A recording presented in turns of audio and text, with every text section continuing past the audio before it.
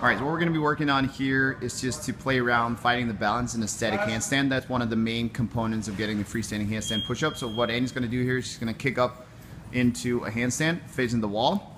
She's going to be in a hollow body position, point her toes, make sure her shoulders are active, and keep the belly and the thighs off the wall. She's going to then initiate the movement by pulling her shoulders off the wall, finding the balance just for a short period of time, a couple of seconds, and then return back in.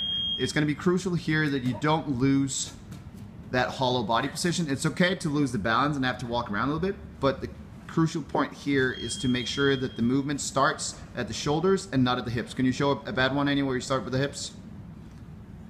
So right here, she's severely broken, and you can imagine it trying to balance a stick with a kink in the middle compared to balancing a stick that's in one piece. All right, and jump down. Nice work, Annie. All right, so the next one we're gonna do, we're gonna move in a way that the back is now turned towards the wall.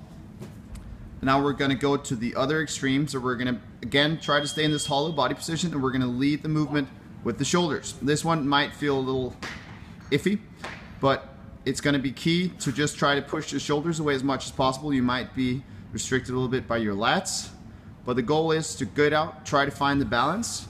And as Annie did there, she's, instead of pushing the head even further through her shoulders when she starts to lose balance, she actually tried to counteract that movement by pushing the shoulders towards the wall, and that's the next progression towards the freestanding handstand push-up.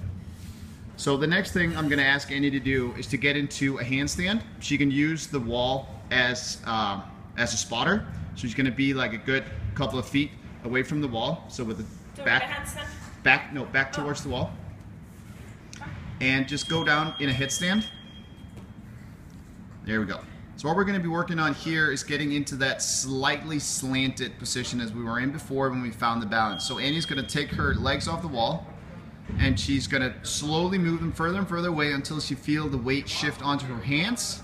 And at that point, she's going to try to extend her arms. It might not lead to an actual handstand push-up right away. That one did, luckily. But try to do one where you just let the feet fall down. There we go. And what we want to work on here is to land in a tight position. So instead of allowing the hips to go soft, we try to land again in this hollow body position. This will give you the ability to kind of play around with the balance. And especially when you have shoulders of doom, like many of you guys have, this is a great drill to just work the balance. If you have the balance, the freestanding handstand push-up is nothing more than just shifting your weight back a little bit and then extending your arms and returning back to the same position. But if you don't have the static handstand hold yet, that's step number one.